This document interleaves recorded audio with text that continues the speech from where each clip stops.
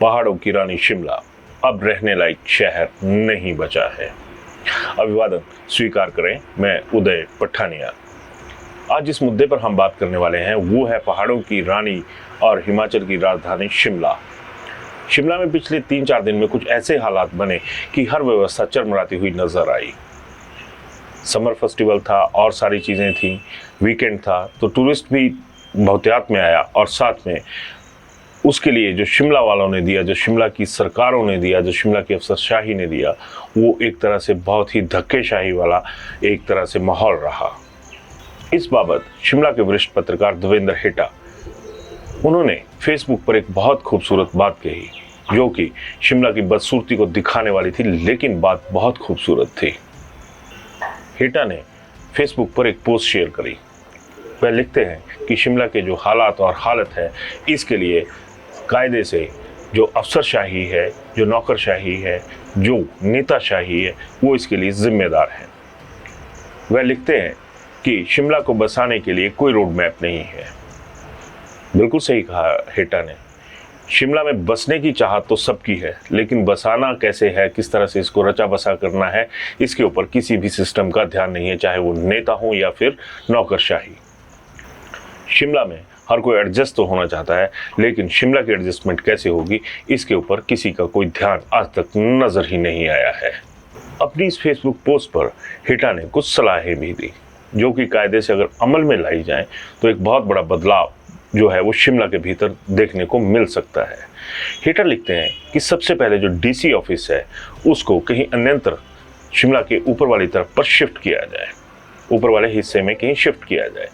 दूसरा, हेटा ने सलाह दी कि ये जो हो रहा है इसकी एक सबसे बड़ी वजह ये भी है कि तमाम जितने भी विभाग हैं हिमाचल के, उन सब के मुख्यालय, डायरेक्टरेट, सेक्रेटरेट जो भी हैं, वो सारे के सारे शिमला में हैं।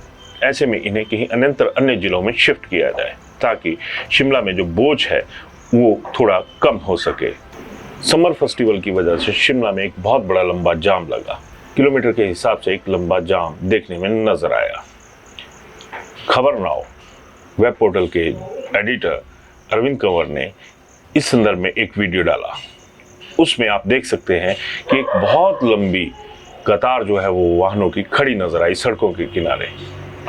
एक तरफ शिमला जाम था तो दूसरी तरफ शिमला के बाहरी हिस्से भी जाम की चपेट से बच नहीं पाए थे। ये अलग बात थी कि ये जो जाम था वो एक तरफा था, यानी शिमला की तरफ को जाम था और चंडीगढ़ की तरफ को रास्ता खुला था, लेकिन एक रास्ता जरूर हर तरफ से बंद आया। वो रास्ता था प्रशासनिक व्यवस्था का, अफसरशाही का, नेताशाही का। आज तक नेताओं की बात करें तो शांता कुमार एक ऐसे मुख्यमंत्री हुए हैं जो शिमला से एजुकेशन बोर्ड को, स्कूल एजुकेशन बोर्ड को धर्मशाला शिफ्ट करके लाए थे, लेकिन उस दौरान भी एक बहुत बड़ा हो हल्ला मचा था। वो दौर कुछ और था, मगर उसके बावजूद हो हल्ला मचा था कि एजुकेशन बोर्ड को धर्मशाला शिफ्ट करने का फैसला सही नहीं है। यह भी सच है कि शिमला को जिस तरह से एक आरामदायक शहर जो बड़े लोग हैं उनके लिए माना जाता है, मुझे हाल का एक किस्सा और याद आ रहा है।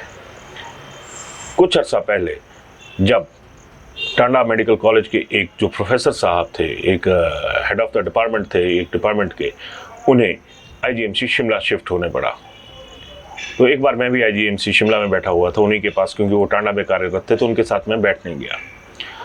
तब उन्होंने कहा कि मैं अपने जो मेरे दूसरे सहयोगी टांडा में बैठे हैं जरा मैं उनसे बात कर लूँ, मैं उनको थोड़ा सा चिढ़ा लूँ। डॉक्टर साहब ने फ़ोन किया, दूसरी तरफ से दूसरे जो एचओडी बन चुके थे उनके आने के बाद टांडा में, उन्होंने फ़ोन उठाया। तो आईजीएमसी में बैठे डॉक्टर साहब ने उन्हें बताया कि डॉक्टर साहब मैं तो अभी 5 बजे के करीब निकल जाऊंगा, मैंने मॉल पे जाना है, मैंने वेल सूटेड बुटेड हो गया हूँ, टाई लगा ली है, और आप सुनाइए आप कहाँ जाएंगे टांडा में? मैं तो अभी जाऊंगा शिमला में, मॉल रोड पे घूमूंगा। तो ये जो किस्सा मैं आपके साथ साझा कर रहा हूँ वो एक साइकोलॉजी है, एक एडमिनिस्ट्रेटिव साइकोलॉजी है। सुविधाओं का अभाव, या फिर यूं कहें कि जिस तरह से एक पंप एंड शो बन जाती है किसी इंस्टीट्यूट की, उसका एक रेपो बन जाता है, वो हर किसी कर्मचारी के दिलो दिमाग पर बैठ जाता है, चाहे कर्मचारी हो या अधिकारी हो। लेकिन जो व्यवस्था है, जिसने ये सारी चीज़ें देखनी है, उसका इस तरफ कोई ध्यान नहीं जाता। इस बार सुख की सरकार यानी सुखविंदर सिंह सरकार बात कर रही है व्यवस्था परिवर्तन की। तो सबसे पहले सवाल तो ये उठता है कि आप मुख्यमंत्री सुखविंदर सिंह सुक्खू उस बोझ की तरफ देखेंगे जो शिमला में बढ़ता जा रहा है। उनका तो पालन पोषण पढ़ाई सब कुछ शिमला में हुआ है। उनका ही जवानी वाला शहर इस वक्त दबाव में है। आप सोचिए, शिमला के लोगों को गाड़ी पार्क करने के लिए जगह नहीं है, उनकी गाड़ियां सड़क किनारे खड़ी हैं। सरकार बाकी तो कर लेती है कि आप ये बढ़ा लीजिए, वो बढ़ा लीजिए, क्या बाकी चीज़ों पर गौर करने की ज़रूरत नहीं है कि इस वक्त क्या करना है। राजधानी की बात करूंगा, धर्मशाला को सेकंड कैपिटल का दर्जा दिया गया, लेकिन मौजूदा सरकार में ये एक टूरिज्म कैपिटल बन के रह गई है।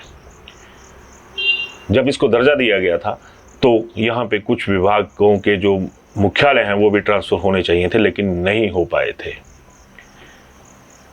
इसी तरह से सुंदरनगर की बात करूं तो सुंदरनगर में भी ये कहा जाता है कि ये हिमाचल का मिड पॉइंट है, एक सेंट्रल पॉइंट है। यहाँ पर भी कुछ विभागों को शिफ्ट किया जा सकता है, लेकिन आलम ये रहता है हिमाचल की सियासत में कि अगर किसी अन्यंत्र क्षेत्र में कोई छोटा मोटा विभाग भी खुला हो, सर्कल भी खुला हो या कुछ और भी खुला हो, तो उसको उठा के जो कद्दावर नेता होता है वो उठाकर अपने विधानसभा क्षेत्र का रुख करवा लेता है। अगर कोई बटालियन भी आए, उसकी जो एक तरह से स्थापना होती है वो भी नहीं हो पाती। देहरा में कमांडो ट्रेनिंग का कोबरा सेंटर था, उसका आज तक कहीं कोई पता नहीं है। यहाँ पर दूसरे प्रदेश के दूसरे हिस्सों में जो होता है उसके ऊपर किसी की नजर नहीं जाती। उसका काम या तो रुकता है, या अगर कहीं धोखे से कोई संस्थान यहाँ पे खुल भी गया तो उसे प्रदेश का नंबर 2 का नेता जो होता है वो उठा के अपने विधानसभा क्षेत्र में ले जाता है। बीजेपी सरकार के दौरान भी धर्मपुर में जो ऑफिसेस थे उनके शिफ्ट होने की बात निकली थी। एक तय पैमाना होना चाहिए कि कौन सा दफ्तर कहाँ पे हो, किस महकमे का मुख्यालय कहाँ पे हो।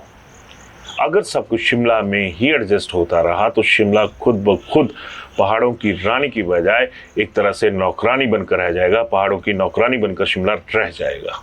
रानी वाली तो कोई बात अभी तक बची नहीं शिमला में। शिमला के आम आदमी का जीना मुश्किल हुआ पड़ा है।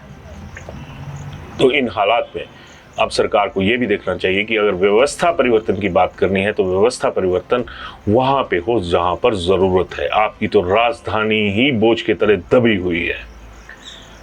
शिमला में जिस तरह से जाम में जो टूरिस्ट फंसा है, कि आपको लगता है कि अगली बार वो टूरिस्ट यहाँ पे आएगा? जितना सफ़र में उसका वक्त दिल्ली से शिमला तक नहीं लगा होगा, उससे आधे से ज़्यादा वक्त उसने जाम में शिमला के भीतर आकर गंवा दिया होगा। नए टूरिस्ट पॉइंट कोई डेवलप नहीं हो रहे, कागजी बातें तमाम हो रही है।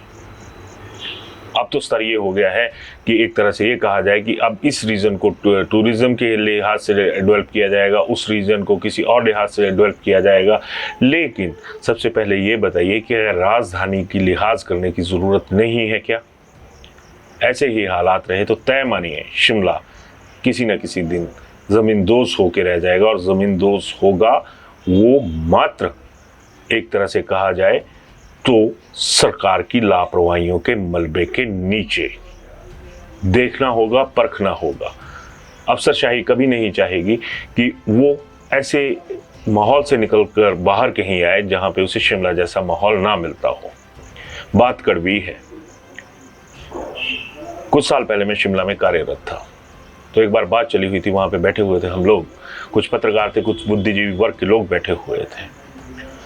तो वहां पे एक बात निकली कि अगर शिमला में भगवान ना करे कभी कोई रविवार के दिन अग्निकांड हो जाए तो लोग जो गोल्फ कोर्स में होंगे वो वहां से वापस नहीं आएंगे, कि सोमवार को देखा जाएगा। ऐसी तो एक इमेज अफसरशाही की आम आदमी के मन में है। तो व्यवस्था परिवर्तन सोच में भी जरूरी है। ऐसा नहीं है कि आप एक ही शहर को दबाते चलें। विकास बराबर होना चाहिए। विकास प्रशासनिक ढांचे के साथ भी होता है। मिनी सचिवालय बने, सारी चीजें बनी। अब क्या कोई डायरेक्टरेट नहीं आ सकता क्या? हेटा ने बिल्कुल ठीक कहा कि कुछ दूसरे जिलों में भी इसको शिफ्ट किया जाए। इच्छा शक्ति की बहुत ज़्यादा ज़रूरत होगी, जो कि फिलहाल राजनीतिक शक्ति के रूप में इसको परिवर्तित होती दिख रही है कि ये जो इच्छा शक्ति है वो राजनीतिक शक्ति की तरह काम नहीं कर पा रही है। ज़रूरत है शिमला को संभालने की। पहाड़ों की रानी ही रहे, पहाड़ों की नौकरानी ना बने। धन्यवाद।